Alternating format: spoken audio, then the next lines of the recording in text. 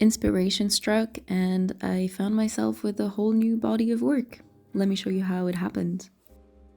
A few weeks ago, I was making a set of mugs and one of them literally flew away and ended up with these crazy marks on it, so I decided to carve around them. I find I always work best when I look fab. And of course, you gotta protect the outfit with the work blouse, because we're not getting clay everywhere. Usually, first thing I do when I arrive is make myself tea.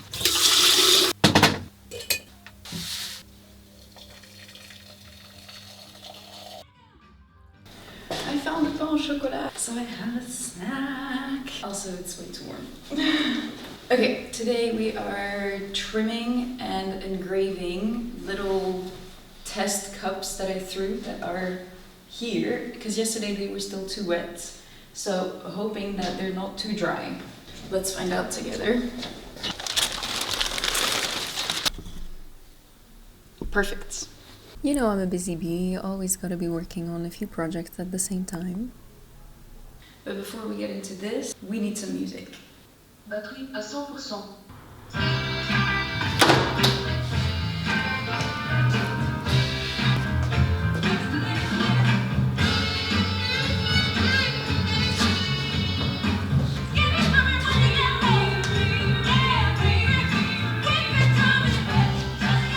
I'm learning to be more efficient with my time, so instead of picking all the pieces up one by one, I brought them to the wheel on a platter. So this is the special trimming bat with circles in the middle to help center the pieces with a bit more ease. Okay, the pieces are actually still super wonky because I wasn't that careful with all of them, as you might have been able to tell.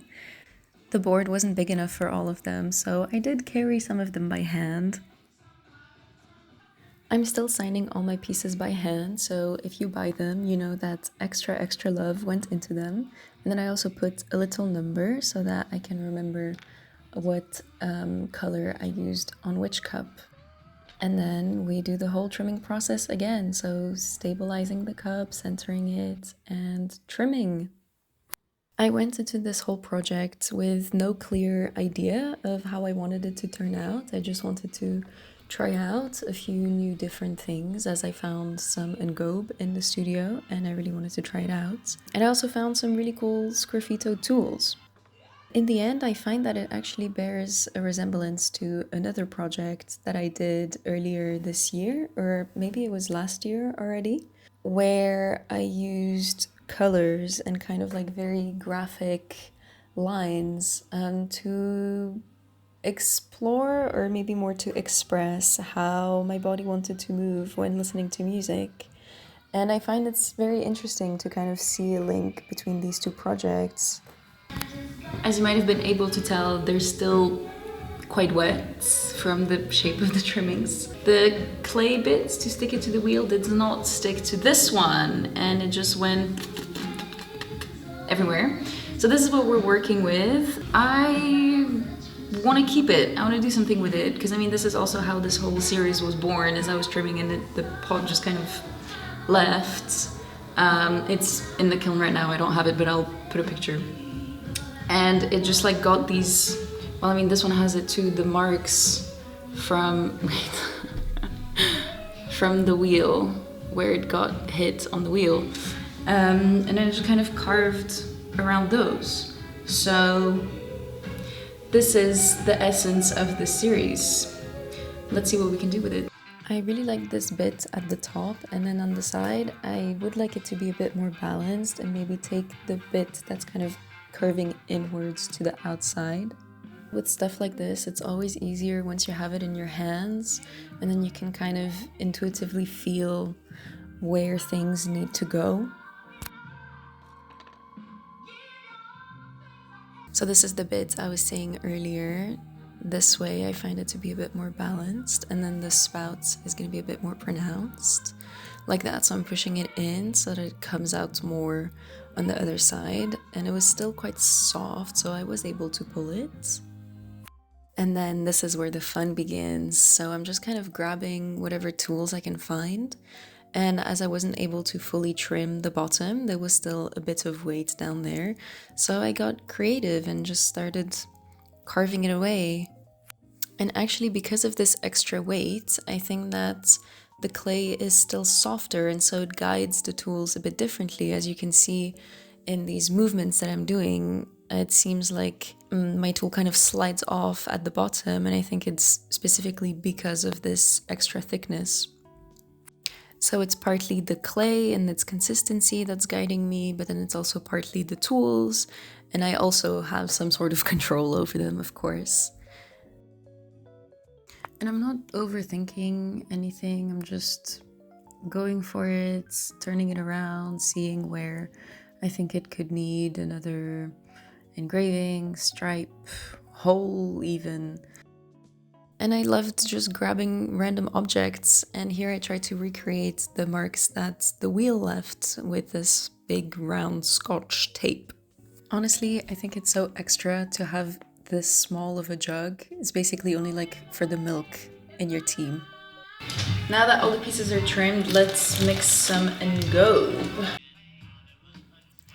I went with pretty standard proportions of 10% of colorant or pigment, which means that I mixed the 10 grams of pigment with 100 milliliters of water and then 100 grams of clay. So I had already mixed some green blue, kind of like a duck blue color, which is absolutely gorgeous, and I used it in a previous project as well, so I knew how it would turn out.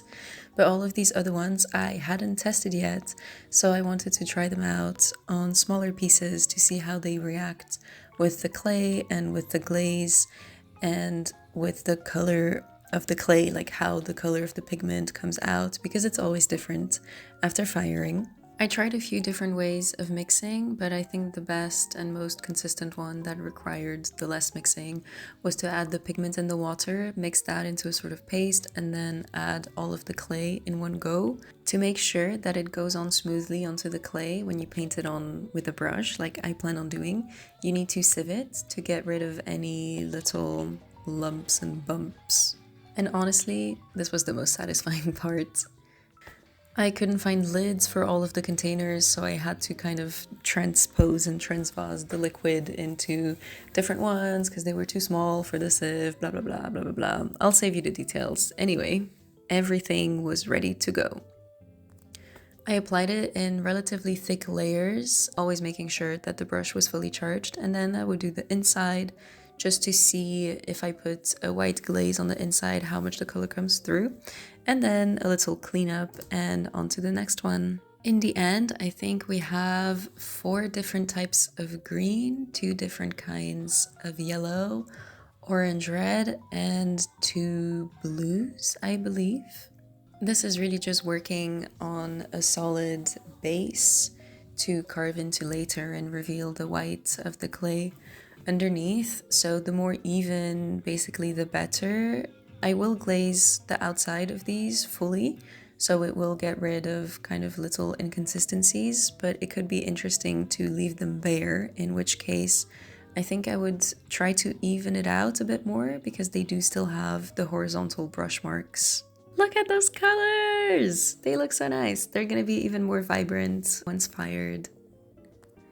And thus, 'tis time to just go for it. I really liked the marks left by the wheel, but I didn't want to put my little cups through that trauma, let's say.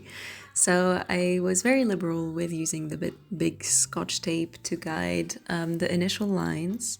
By now, the cups were a bit drier, and adding engobe made them a bit wetter on the outermost layer.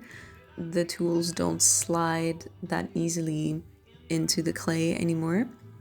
This one, the color, it just looks like the previous one, but it's another one. And this one actually came out a little bit bluer than expected. I thought it would be kind of a very light green. By the third one, I started getting a bit experimental with the tool. So that tool is usually meant to poke holes into things, but I used its sides and its backside and then even the handle.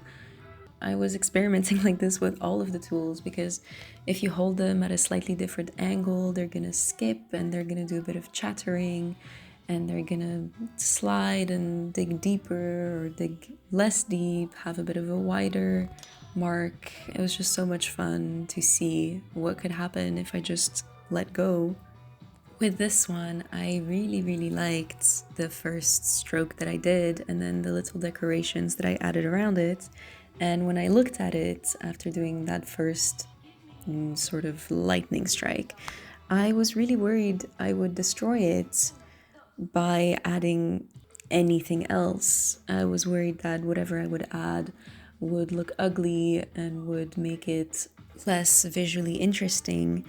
But this is what this whole series is about, actually, is of letting go and of not thinking about it too much and of just letting whatever is in front of you guide you. And there you can see I was adding those little strokes of explosions around the line that I did again, because that's what made me really like the first line. So my brain kind of automatically went to the familiar thing that I liked. So honestly, this is really interesting to see and to reflect on afterwards, because in the moment I didn't realize this. What I was very conscious of in the moment, though, was this oval shape that this tool left behind, and it kind of became a self-referential thing on all of the pieces where it didn't feel complete until I added it. It was kind of like adding a sun. It was like the thing that ties it all together, what makes sense. This cup with the kind of thicker line, it reminded me of another project that I had where I wanted to knit a sweater based on a river that I saw in the mountain, where the river was very white, like the water. I think it was a very thin stream of water, and it was coming down this very rocky side of the mountain, and so it was very gray and dark. And so there was this kind of white, intense flow that was going all around, and that I wanted to have on the sleeves of the sweater and go around the neck, because on the mountain there was a big hole in this facade where the water went around it, and I don't know why, but it was so stunning. I think I spent a good 10 minutes looking at it, and all of the people that were hiking with me were like, Eliane, what the fuck are you doing? And see, again, I'm adding the sun, and then it feels like this little world is complete. And it did actually start feeling like I was building worlds where there was a flow, where there was sense, where there was texture, where there was color. For these darker colors, I felt like the white of the clay was coming through so beautifully. So I went in and used thicker tools that would take off more of the engobe so that you would be left with a bit more clay. And you gotta use your hands, the OG tools. The hands are amazing. But then I just enjoyed using the big tools so much that I went in even on a paler color. And this one, I didn't edit down so much so that you could kind of see in real time, because it does feel a bit hectic the way that I edited this. But it was kind of hectic in real life. But I was just, kind of grabbing a tool. And then once the tool is in hand, there was no thoughts. It just kind of went.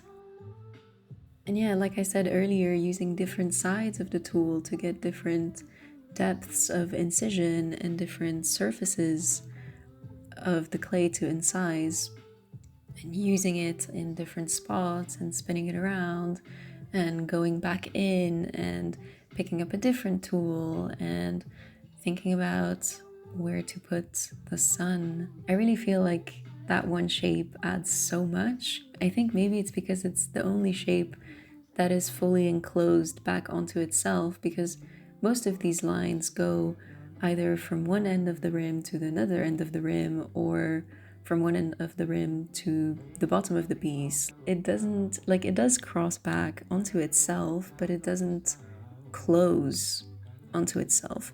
So to have this kind of closed shape, this loop, it makes it feel much more stable in a way. And I noticed I was using a lot of sharp tools on that one, so I wanted to use a rounder one to get a bit softer edges.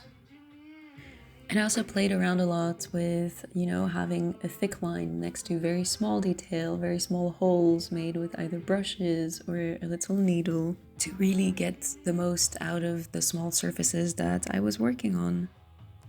And believe it or not, that was the last one. And here they all are together. And they make me so happy. I'm starting to really, really value cleaning up and to use that time to reflect on the projects that I've done and to see the literal physical aftermath of everything that happened. But here they all are. In my opinion, it was definitely worth it. Well, thanks for watching and see you next time.